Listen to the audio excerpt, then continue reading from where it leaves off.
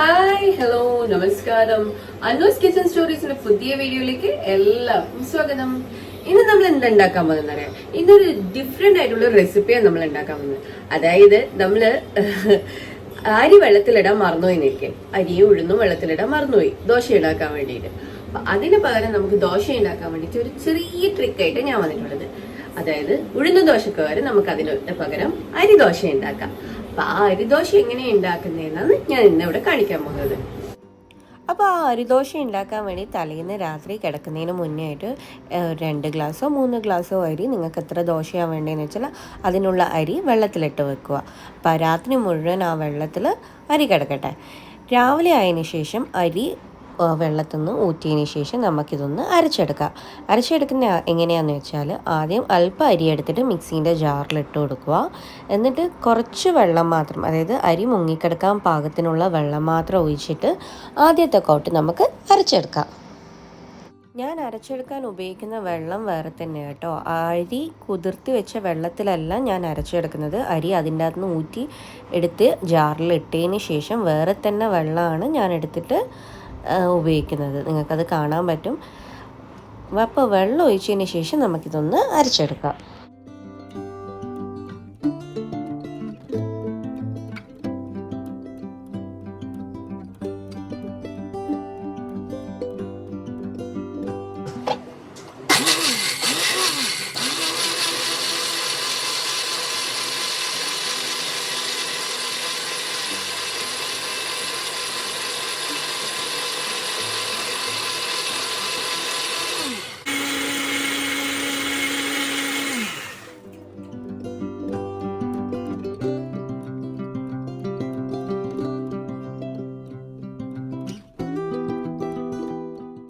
നമ്മൾ ആ മാവ് ഇവിടെ റെഡി ആയിട്ടുണ്ടെങ്കിൽ ഇനി നമുക്കിതൊരു പാത്രത്തിലേക്ക് ഒഴിച്ചു കൊടുക്കാം.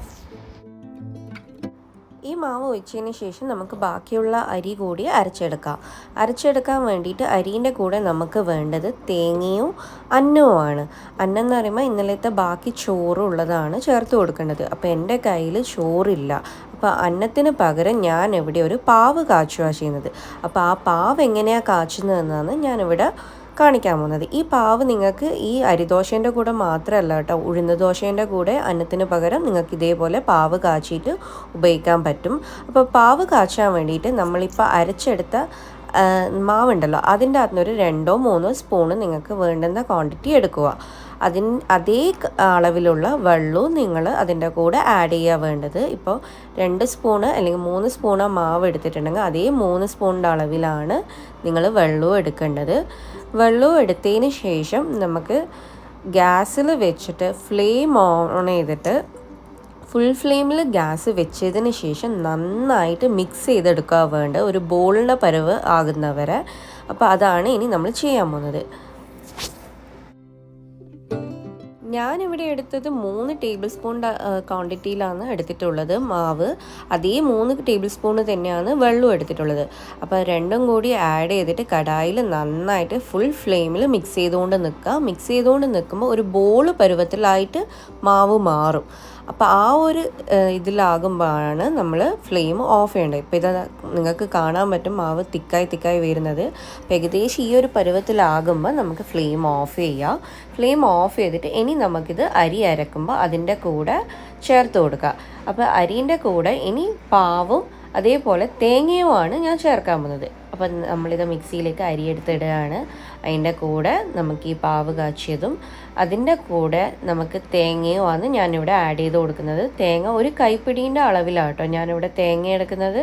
തേങ്ങയും ആഡ് ചെയ്തിട്ട് നമുക്കിതൊന്ന് മിക്സിയിൽ അരച്ചെടുക്കാം. അതിൻ്റെ കൂടെ വെള്ളം ആഡ് ചെയ്യാൻ ഞാൻ പറയാൻ വിട്ടുപോയി. അപ്പോൾ വെള്ളം നമ്മൾ നേരത്തെ ആഡ് ചെയ്ത പോലെ തന്നെയാണ് കേട്ടോ ആഡ് ചെയ്യുന്നത്. അത് തേങ്ങയും അതുപോലെ അരിയും മുങ്ങി നിൽക്കുന്ന അളവിൽ, അന്ന അല്ലെങ്കിൽ പാവ് മുങ്ങി നിൽക്കുന്ന അളവിലേ വെള്ളം വേണ്ടൂ, അധികം വെള്ളം വേണ്ട. അപ്പം നമുക്കിനി ഇത് അരച്ചെടുക്കാം.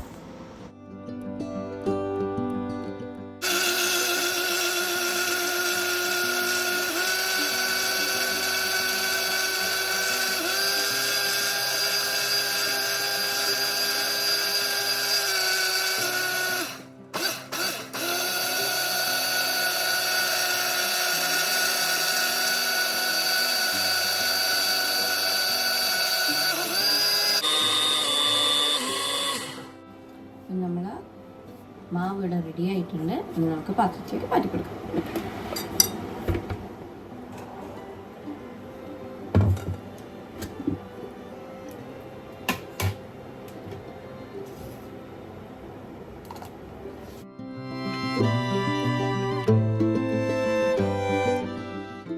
മാവ് പാത്രത്തിലേക്ക് മാറ്റിയതിന് ശേഷം അതിൻ്റെ അകത്തേക്ക് ഒരല്പം ഉപ്പ് ചേർത്ത് കൊടുത്തിട്ട് മിക്സ് ചെയ്തെടുക്കുക. നിങ്ങൾ ആ പാകത്തിനുള്ള ഉപ്പ് ആഡ് ചെയ്തിട്ട് മിക്സ് ചെയ്തെടുക്കുക. നന്നായിട്ട് മിക്സ് ചെയ്തതിന് ശേഷം ഒരു 5 മിനിറ്റ് മുതൽ ഒരു 10 മിനിറ്റ് വരെ മാവ് റെസ്റ്റ് ചെയ്യാൻ വെക്കുക.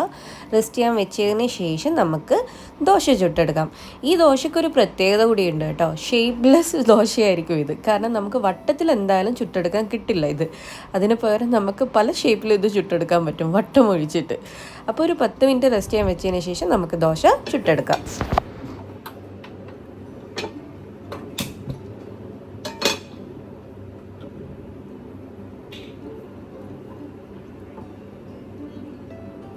ഞാൻ ഗ്യാസ് ഓൺ ചെയ്ത് അതിൻ്റെ അകത്തേക്ക് പാന് വെച്ചതിന് ശേഷം ഗ്യാസ് ഹൈ ഫ്ലെയിമിലേക്ക് മാറ്റി പാന് ചൂടാൻ വെയിറ്റ് ചെയ്യുകയാണ്. പാന് ചൂടായതിന് ശേഷം നമുക്ക് ദോശേൻ്റെ മാവ് ഒഴിച്ചു കൊടുക്കുക. അത് നിങ്ങൾക്ക് ഇഷ്ടമുള്ള ഷേപ്പിൽ ഒഴിച്ചു കൊടുക്കുക കേട്ടോ. കാരണം എന്തായാലും ഇത് റൗണ്ട് കിട്ടില്ല. റൗണ്ട് കിട്ടാൻ വേണ്ടി നമുക്ക് മാക്സിമം ട്രൈ ചെയ്ത് നോക്കാം. പക്ഷേ റൗണ്ടിൽ ഈ ഒരു ഷേപ്പിലോ അല്ലെങ്കിൽ വേറെ ഷേപ്പിലോ വരാൻ പറ്റില്ല. നമുക്ക് പരത്തിയെടുക്കാൻ കിട്ടില്ല കേട്ടോ ഇത്. അപ്പോൾ ഇതേപോലെ ഓരോ ദോശയായിട്ട് നമുക്ക് ചുട്ടെടുക്കാം. ഒരു സൈഡായാൽ നമുക്ക് സ്പാച്ചുലേനെ കൊണ്ട് മറ്റേ സൈഡും കൂടി ചൂടാക്കിയിട്ട് പ്ലേറ്റിലേക്കോ അല്ലെങ്കിൽ കാസ്ട്രോളിലേക്കോ മാറ്റി വെക്കാം. അപ്പം നമ്മൾ ദോശ ഒരു സൈഡ് ചൂടായതിന് ശേഷം ഞാൻ ഓപ്പോസിറ്റ് സൈഡ് മറിച്ചിട്ടിട്ട് സ്പാച്ചുലേനെ കൊണ്ട് മറിച്ചിട്ടതിന് ശേഷം ഓപ്പോസിറ്റ് സൈഡും കൂടി ചൂടാക്കിയിട്ടാണ് പ്ലേറ്റിലേക്ക് മാറ്റിയിട്ടുള്ളത്. പെട്ടെന്ന് എന്താ പറ്റിയെന്നറിയില്ല, ആ ഒരു പാർട്ട് കട്ടായിപ്പോയി. അപ്പം ഞാൻ ബാക്കിയുള്ള ദോശ കാണിച്ചു തരാം ഞാൻ എങ്ങനെയാണെന്ന് മറിച്ചിട്ടിട്ട് പ്ലേറ്റിലേക്ക് മാറ്റി വെക്കുന്നത്. ഇതേപോലെ ദോശ ഒഴിച്ചതിന് ശേഷം ചൂടായതിന് ശേഷം നമ്മളൊരു സ്പാച്ചുല വെച്ചിട്ട് ഓപ്പോസിറ്റ് സൈഡും കൂടി ചൂടാക്കിയെടുക്കും ഇതേപോലെ. എന്നിട്ടാണ് നമ്മൾ പ്ലേറ്റിലേക്കോ അല്ലെങ്കിൽ കാസ്ട്രോളിലേക്കോ മാറ്റുന്നത്. ബാക്കിയുള്ള ദോശയും നമ്മൾ ഇതേപോലെ തന്നെയാണ് ചുട്ടെടുക്കുന്നത്, നിങ്ങൾക്ക് കാണാൻ പറ്റും.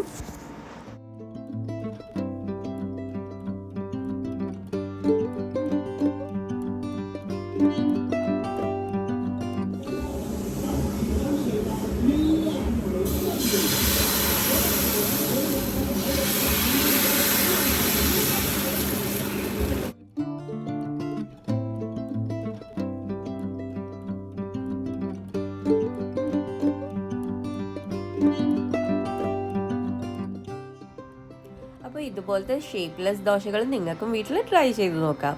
അപ്പോൾ ഈ വീഡിയോ ഇഷ്ടമായിട്ടുണ്ടെങ്കിൽ എപ്പോഴും പറയുന്ന പോലെ തന്നെ ലൈക്ക് ചെയ്യുക, ഷെയർ ചെയ്യുക, കമൻറ്റ് ചെയ്യുക. സബ്സ്ക്രൈബ് ചെയ്യേണ്ട കാണുന്നുണ്ടെങ്കിൽ സബ്സ്ക്രൈബ് ചെയ്തിട്ട് വീഡിയോസ് കാണുക. എങ്ങനെയുണ്ടായിരുന്നു നമ്മളെ വീഡിയോസ് പറയാൻ മറന്നു പോകരുത്. അപ്പോൾ വീണ്ടും ഒരു നല്ല വീഡിയോ ആയിട്ട് ഉടനെ തന്നെ കാണുന്നവരെ ടാറ്റാ ബൈ ബൈ.